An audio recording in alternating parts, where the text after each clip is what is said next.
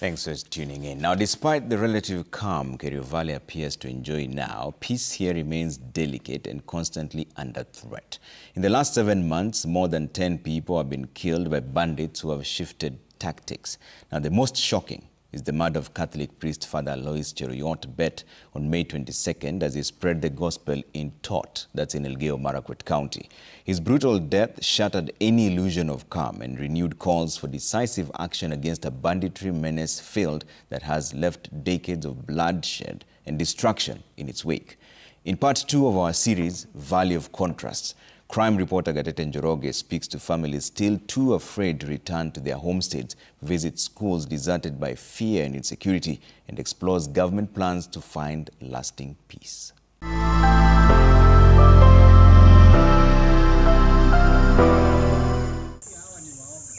Along this lonely road from Cheptulel to Lomut in West Pokot County, Viola Naiboni takes an evening walk, taking the time to reflect on how life has changed over the last few years.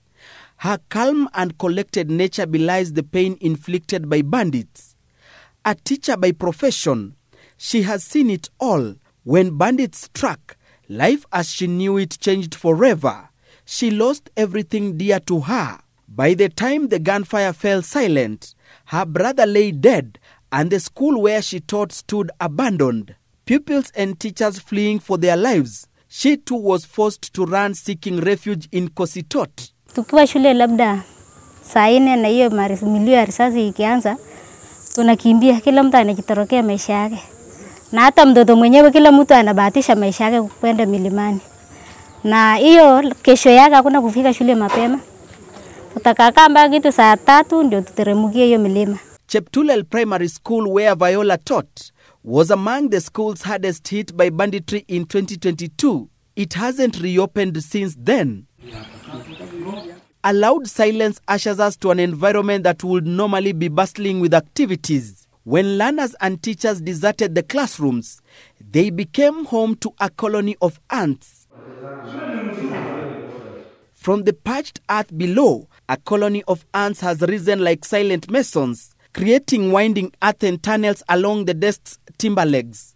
Each grain of soil telling a story of these abandoned desks, where human fingers once traced dreams and destinies. On the dirt floor, books lie scattered, pages from once cherished learning materials fluttering in the wind. For the children of Cheptulel Primary School, those torn pages mirror futures and dreams now left in limbo. But amid the devastation, there is a glimmer of hope. KDF personnel deployed to pacify the area have not only secured the school, but are working to rebuild it. New roofs on classrooms, freshly painted walls, a brand new kitchen, and a steady supply of clean water now await the learners when they finally return. Kama sisi wenye tulitorokea huku tujeenda na mguu mpaka huko, mimi sisemi kama imekuwa sana. Wenye wako milima ndio wanasema at least tumefika hiyo nyanja za chini. So tunaona si mbaya. Kama wameteremka kuteremkia hapo chini si mbaya. Hii mambo ya security ni mbaya sana huku pande ya Chesekon. Ndio maana sisi tunaenda tu mpaka hapa kona, tunaachana na kwenda huko sababu usalama ya pikipiki. Deserted homesteads surround the school tucked in bushes. Those who lived here were forced to flee by bandits, leaving behind the farms they were accustomed to after abandoning livestock keeping due to banditry. Kwa saizi sisemi sana wamerejea sana, lakini wanaweza toka Lomut waende waangalie magazi yao waone kama security imerejea, lakini si mbaya kwa sababu huko Chesekon walikuwa wamepanda maembe, kuna fruits nyingi walikuwa wamepanda huko na ilikuwa ni living yao. I am optimistic that by January we will make the Pokot community will make a big comeback to the Chesekon area and the Cheptulel generally, that place, and that will complete a circle of peace building in the whole place. Lomut Health Center has long been the first lifeline for victims of violence in the region.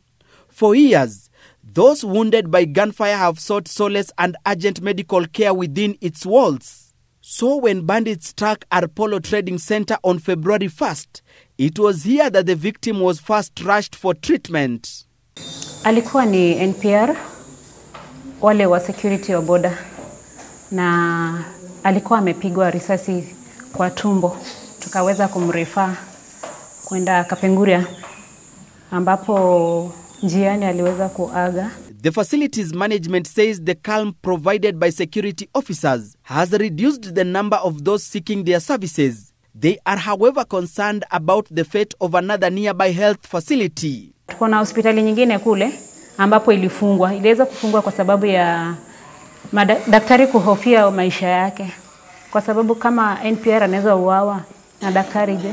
The closure of Chesongoch Mission Hospital on May 30th came just 8 days after the brutal murder of Catholic priest Father Alloise Cheruiyot Bett in Tot. Father Alloise, a man of the people, a beacon of light in a community long engulfed in darkness, tragically became part of the very statistics he had devoted his life to reducing. His only mistake was championing a peace that has remained painfully elusive. Unajua sasa watu watakuwa na hofu sasa wenye wanalituma wao vijana wao wakuje wa ubiri injili hapa, mtu atakuwa na hofu anasema sasa nitatumaje, tutatuma namna gani hao watu wengine sasa, na hiyo mmelete mfano mbaya. Hata huyo fata mwenye anatumwa hatakuwa na nafasi ama hatakuwa na ile huru ya kuja huku. The best gift we can give to Father Alloise is to continue the operation work to make sure that we flush out all the criminals. The intimidation that was intended to intimidate the police so that they can abandon this operation will not happen, and we will not be deterred. The quiet Murukutuo village in Tot Marakwet East lies just about 5 kilometers from where Father Alloise was killed. Residents have witnessed horror before. Back in 2001, over 50 people were killed, 300 houses burnt, and more than 2,000 livestock stolen in the infamous retaliatory massacre.